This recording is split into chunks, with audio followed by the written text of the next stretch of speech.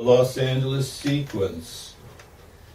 After living in North Beach for some time, I went back to Los Angeles following some woman named Manuela Ginsburg. With a name like that, you have to follow.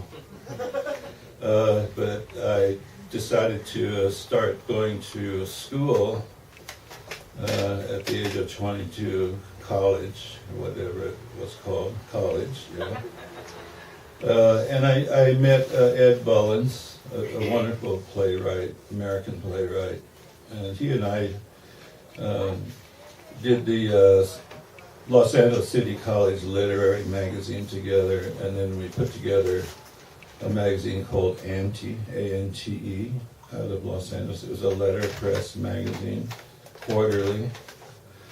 And I just look at those copies, and with this beautiful graphics in there, black and white graphics, and the letterpress text, and the books have a price of $1.50 on the back.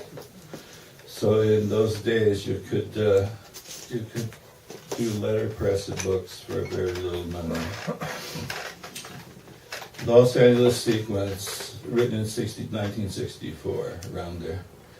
The whole thing sounds fishy, like North Broadway, in season around dinner, smells, where old LA Chinatown stews, and the language is a fish story, to be chopped up into the soup of the day, that phrase everywhere, just so they'll ask, what is it?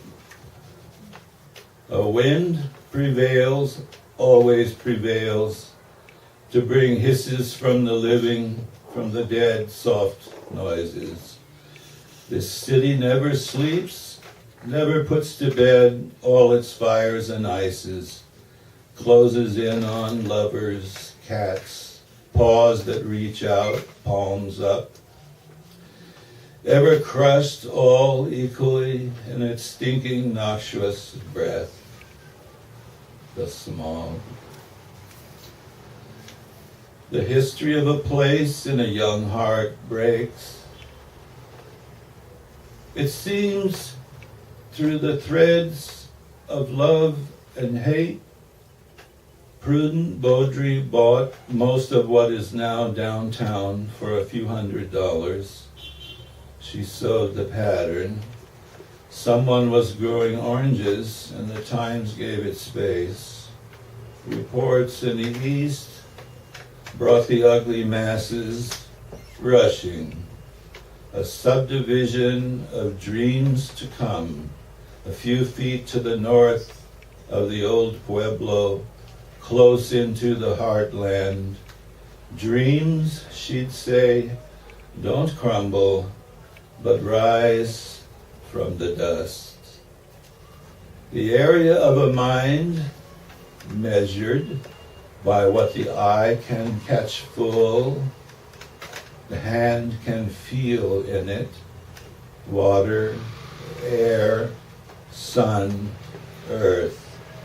The geography must have virtues, pleasant climate, fertile soil, mountain passes, the sea, area for expansion. Water was the major problem. The one river was sucked dry, making questions out of thirst, left doubt in the fertile minds. But they, to their task, soon built the Owens Aqueduct. The boom continued. Mulholland and Eaton became overnight heroes. Hard to say what force drives prospecting men to sing. Dawn comes down on heads in the river. Days pass, Western men in Western dress, waving a banner of Western pride to Boot Hill and back. Fickle fighters with guns in their underwear, gold dust in their eyes. The banning stage overdue, someone cried. Eureka's hold on us. Do we have to become a hermit inside its walls, to know love, to have secrets. The boys in sagebrush pants walking around, oh, their way of swaying, drinking beer, restless hands in restless pockets full of time, expanding lovers all. Secrets, they have their secrets. Underneath the cactus flower, all is danger, a mystery, not to be picked up on. For Our Lady of the Laundromat. Our Lady of the Laundromat clearly cannot dance. No Lady of Angels, no city named in her behalf. Her dance is a stumbling walk 3 times a week, where she strains in a river of bleach. Her name is Perez or Chavez and O'Malley took her home from first base, where she had raised chickens, or children, or hell. My questions of place were suds in her old eyes.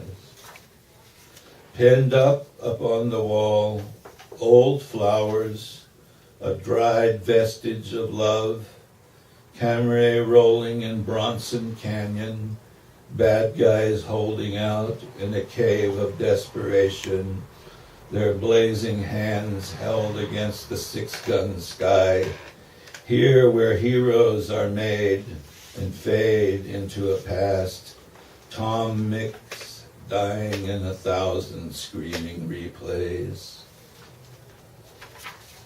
I never quite understood it, this sex symbol, but if I'm going to be the symbol of something, I'd rather have it sex than some of the other things they've got symbols for. Marilyn Monroe. Some say she took her life because she saw herself on TV. Crowds of flowers left no room, a place to live. She made it on the flat border of herself, the screen where in Buffalo or Red Rock she could be seen, while hungry men clutched their heart in one hand, their balls in the other, screaming out in bed, Marilyn, oh Christ. The cold wives turned their heads to weep before the dawn and others sleep, and were happy when she did it, finally, capturing the men, finally.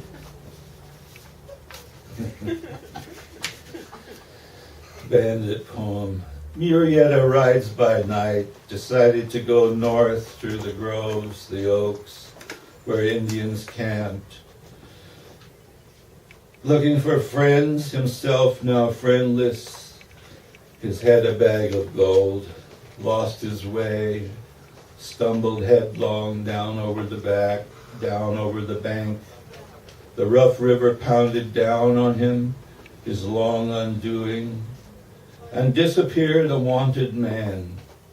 The rangers, not convinced, got him 3 times more, brought in the heads to disprove it. His body never was found.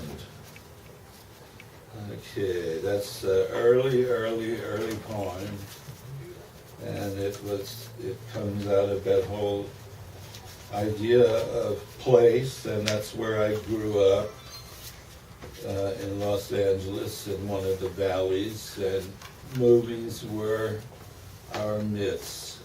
And Bronson Canyon, I don't know, does anybody know what Bronson Canyon is? There are a few people. I used to live on that street, Beechwood Drive, and I drove all the way up, and that you saw that cave in so many movies. You have no idea how many thousands of movies that cave was in. It was something they didn't want to go too far to find a cave, so they made one. Uncle Bill's Blues. Round glass mattress, slats in his underground shorts. The hero of 3 wars. Hears the shots echo still, chews on his nails, deflees his street dog, Max, until he bleeds. Today is the first of his month. He got half a Mickey, left holding on till 11:45, humiliated by clerks for the $137 twice a month. The grand award for the hero from his Uncle Sam. Beds of jungle rot, dust and sand, bugs climb out to feed. Uncle Bill's pouches fill with the dead. He has panic attacks at social services, like dealing with the fascist MPs and the shore patrols. It takes an hour to move his body, his legs full of shrapnel, made in the USA. Knowing end is near and beyond care, he walks over 6th Street and lines up at 11:15. He digs in the back pocket of his ragged jeans for his ID card, already sweating and shaky with the last drop of fuel, burning holes in his stomach. He freaks as his hand goes through the holes. No ID card, just emptiness. Nothing with his picture on it. A body of scars and a mind that forgets his 1,000 names. 13 years on the front lines of 4 countries. My Uncle Bill is the blues. Hero of my childhood. Uncle Bill was a handsome man, all-star in all the arts and sports, who fucked the prom queen 5 times on graduation night. Not Uncle Bill's promised land. Fun, fun, fun in the middle. Run, run, run. A young man is shouting a congresswoman down, point blank in the head, with his gun, gun, gun. Uncle Bill lies dead on a marble floor. Another gun surfaces. The clock ticks again in America. Uncle Bill's blues. So I don't know where that came from. There was the paper was a very old piece of paper, and I think maybe from the early 70s, but I don't know how I could have written that in the early 70s, because either I'm looking ahead at things that haven't happened yet, or they're just generalities that we can make about things that will continue to happen over and over. And let's see.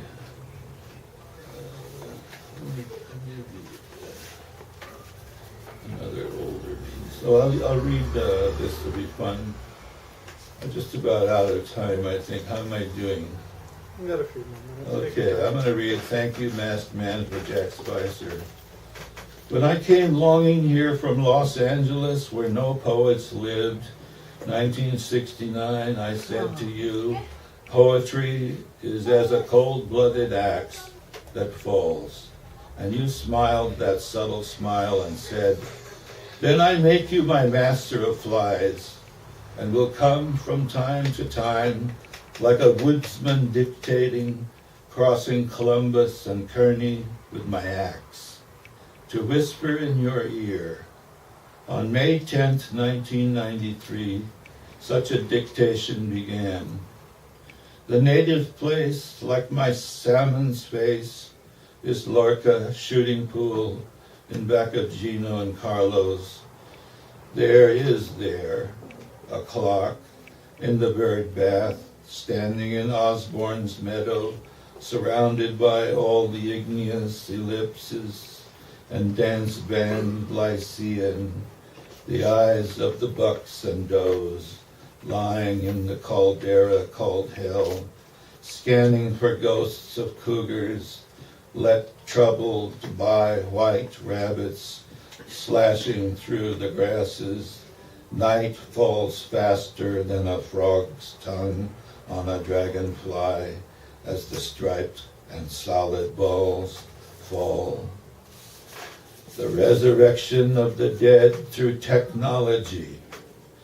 Tabby cat giants in first place. Dostoevsky's work was imperfect, remember? He had little time for perfection, and resented Tolstoy and Turgenev for their intimations of perfection.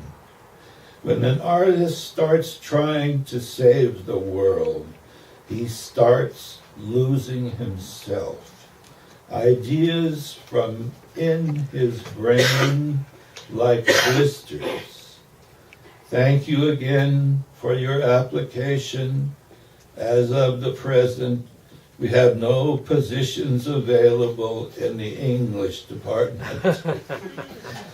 Do not use a fly swatter. Do not swat the mosquito. Do not. Here he breaks off for a breath. Dear Lorca, we will use up our rhetoric here so that it will not appear in our poems. In the pantheon of voices, choices need to be made. Take your fly power like an aspirin.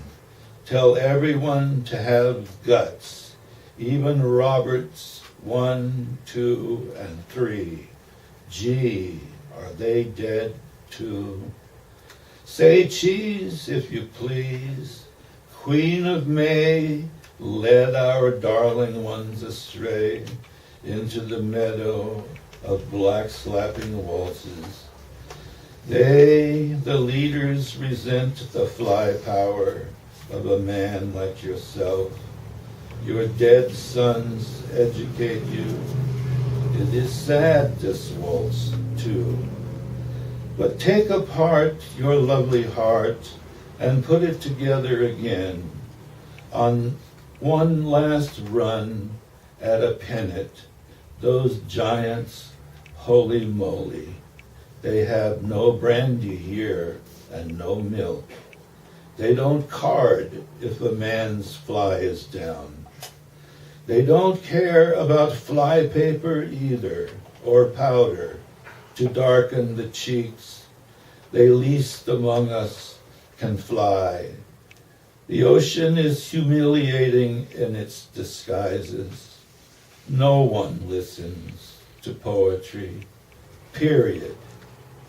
As the last fly ball is caught, as the last pool ball clunks down, retrieved only by quarters, resurrecto the leather hide. Oh, plunk your quarters down, Mr. Willikers. Those revolving poets have taken refuge in, oh God, universities.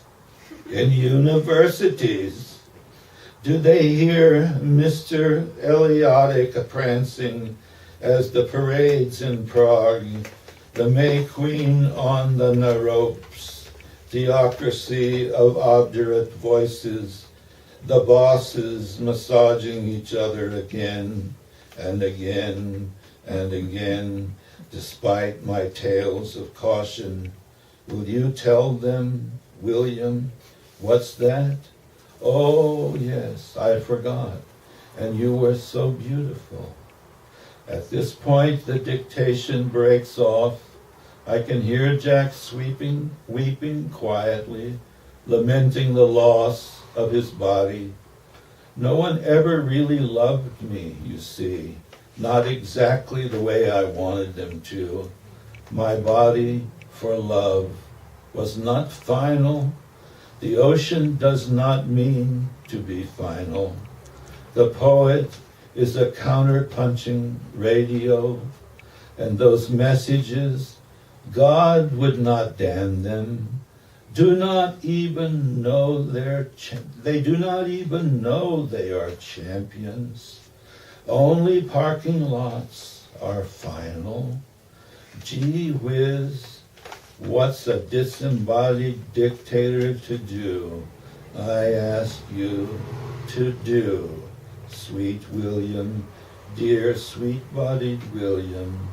Never mind all the weeping sisters, your fly power, I'm ink and water and proof, blown all away. It is impossible to escape the context of one's life. August and the giants still in. Here Jack begins to reminisce about some very private matters I cannot distinguish, nor would I try to pry into these subjects. Thank you very much.